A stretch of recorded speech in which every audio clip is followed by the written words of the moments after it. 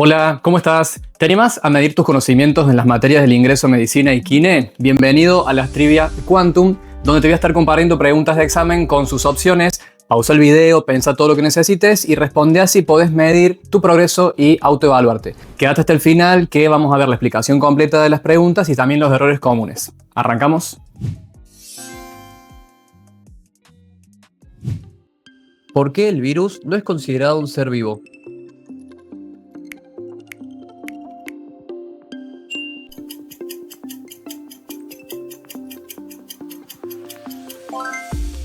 Bueno, esta pregunta me dicen ¿por qué un virus no es considerado un ser vivo? Recordemos que claramente un virus no cumple la teoría celular, no se considera un ser vivo porque no cumple con los requisitos para dar con la talla de un ser vivo. Para ser vivo tenemos que tener y cumplir 10 requisitos, que son la organización específica, tener metabolismo, crecimiento, movimiento, reproducción, ya sea sexual o asexual, adaptabilidad, irritabilidad, homeostasis, etc. ¿Ven? Hay 10 características. El virus hay una por lo menos que no cumple y es justamente que no puede reproducirse por sus propios medios porque como no tiene la maquinaria biosintética necesaria para duplicar su material genético o sintetizar sus propias proteínas, no puede crear copias hijas por sus propios medios, por eso debe parasitar células de forma obligada, es un parásito obligado para justamente robarle esa maquinaria biosintética a la célula que parasita y de esa forma hacerse fotocopias de sí mismo. Pero no se puede reproducir por sus propios medios, por lo tanto no cumple con el estándar de ser vivo. La correcta, por lo tanto, es la D. Dice la A porque no posee los mismos componentes químicos que la célula. Sí, posee material genético, posee enzimas, posee incluso a veces, bueno, una cápside que es la cápsula proteica con un polímero de proteínas e incluso a veces posee membrana plasmática, los virus cubiertos, que la roba de células que ha parasitado, infectado y luego se ha robado parte de esa membrana. O sea, tiene materiales similares a las células. Dice que no tiene material genético. Sí tiene material genético, tiene a veces ADN o a veces tiene ARN, depende del tipo de virus, se clasifica justamente, o sea, tiene su genóforo.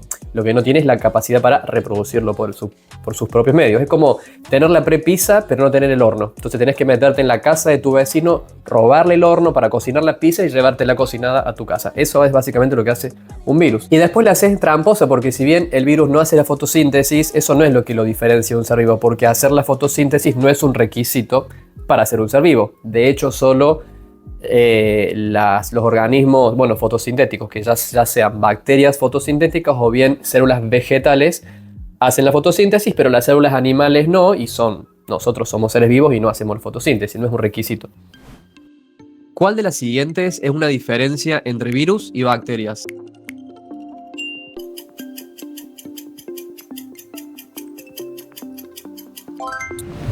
Bueno, hay una diferencia entre virus y bacterias. Vamos a decir que ambos son...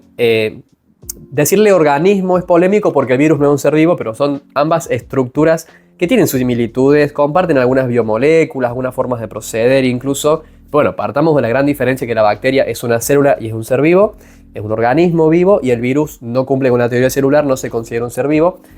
Pero bueno, que la presencia de material genético y enzimas no es una diferencia, ambos tienen material genético y enzimas. El virus, la bacteria cuenta con un montonazo de enzimas que le permiten vivir su vida y hacer su metabolismo, todo tipo de enzimas como toda célula, y el virus tiene algunas enzimas, no tantas, pero tiene algunas pocas que le permiten justamente invadir a las células que ataca, como transcriptasa inversa, integrasa, proteasa. La presencia de proteínas y fosfolípidos no es una diferencia, ambos tienen biomoléculas, el virus tiene proteínas que forman su cápside y puede tener fosfolípidos por la membrana plasmática hasta que roba a las células a las que invade, en el caso de ser virus cubiertos que se llaman, mientras que los virus que no tienen esta capacidad de robar la membrana plasmática son virus desnudos, pero pueden tener tranquilamente esta capa de membrana plasmática, por lo tanto fosfolípidos como si fuese una célula, aparentando ser una célula, disfrazándose de célula el virus para pasar inadvertido. La presencia de ribosomas sí es una diferencia, es lo que justamente el virus, la falta de ribosomas es lo que no le permite sintetizar sus propias proteínas y lo obliga a parasitar células para utilizarles esos ribosomas. Esa es la gran diferencia. Las bacterias tienen ribosomas 70S y las células eucariotas, si queremos comparar, tienen ribosomas 80S. Y finalmente, bueno, la capacidad para invadir tejidos no es una diferencia porque ambos, virus y bacterias, representan parásitos justamente para nosotros, relación de parasitismo con células, por ejemplo, humanas o de otros animales. ¿Cuál de las siguientes esperarías que se reproduzca por fisión binaria?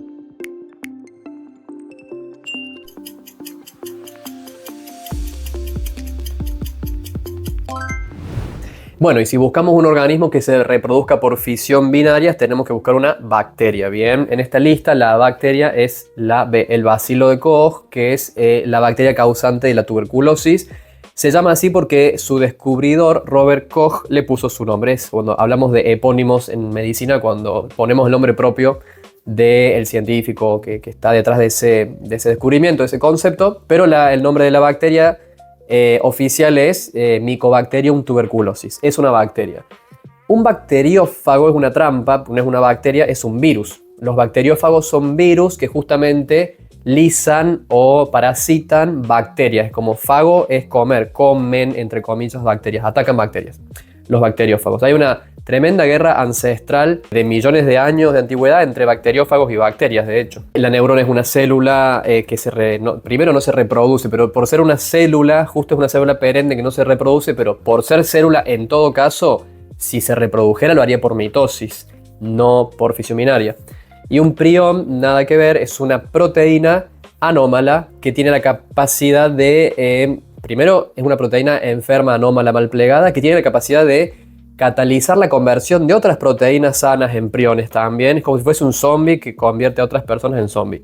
Y es causante de enfermedades en las vacas, la encefalopatía espongiforme bovina o el mal de la vaca loca, que genera síntomas neurológicos porque el prión se encuentra en el sistema nervioso central.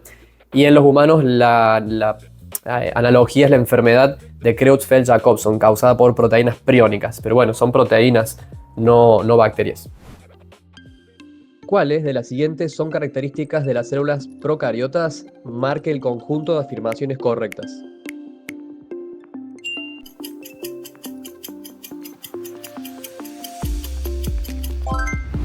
Bueno, y para repasar características de las células procariotas, el conjunto de afirmaciones correctas, bueno, es la D. La primera dice que tienen organelas membranosas. Bueno, justamente no. Si hay algo que la bacteria o célula procariota no tiene, son organelas membranosas. Es como un monoambiente, la membrana plasmática, y por dentro no está compartimentalizada. Incluso el material genético, el ADN, que es circular y desnudo, anda flotando, dando vueltas en ese citoplasma, en ese citosol. No hay retículo endoplasmático liso, ni rugoso, ni Golgi, ni vacuolas, ni mitocondrias. No hay ninguna organela membranosa. La única organela que tiene la bacteria son los ribosomas, que no son membranosos. Entonces la bacteria es como un gran monoambiente, mientras que la eucariota, que está compartimentalizada con membranas internas, es como un departamento que tiene dividida la cocina, el baño, la pieza, es como muchos ambientes, la célula eucariota, gracias a esas membranas internas que compartimentaliza y hacen que tenga cada sector una función específica. La bacteria tiene todos sus elementos medio flotando en un monoambiente sin divisiones internas. Sí tienen ribosomas, por supuesto que las bacterias, como ya lo dijimos antes, sintetizan sus proteínas. No se divide por mitosis y meiosis, se dividen por fisión binaria o amitosis, que se llama. Sí poseen ADN bicatenario helicoidal con cadenas antiparalelas y complementarias, porque esa es la estructura del ADN siempre. Tanto en bacterias como en eucariotas, esa es la estructura del ADN. La diferencia es que la bacteria lo tiene circular y suele ser un solo cromosoma, y la célula eucariota son filamentos lineales, no circulares, y puede haber varios cromosomas, como en el caso de la especie humana son 46, por ejemplo. 46 filamentos de ADN. ¿Hacen fisión binaria las bacterias como vimos? Sí.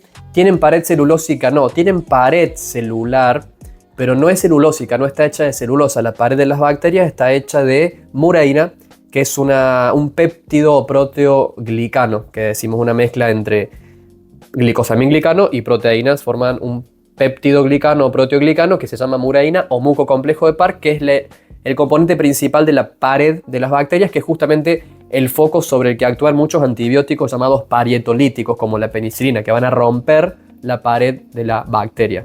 Parietolíticos, rompen la pared. Entonces, la pared es una estructura estable y fija de toda bacteria, de hecho permite clasificarlas en gram positivas y gram negativas, pero no es celulósica, es de mureína. ¿Quién tiene una pared hecha de celulosa? La célula eucariota vegetal, mientras que la eucariota animal no tiene pared, solo membrana plasmática. Y finalmente la 7 es verdadera porque dice crecen, se mueven, se reproducen, tienen metabolismo, adaptación, es decir, es un ser vivo, tiene todas las características de un ser vivo la célula procariota. Si bien es una célula simple y sencilla, no deja de ser un organismo vivo que cumple con todos los requisitos, que son las 10 características de los seres vivos. Si te gustó este contenido, compartilo, suscríbete al canal, activa la campanita y no te olvides de dejarme en los comentarios qué otros temas necesitas que sigamos repasando juntos.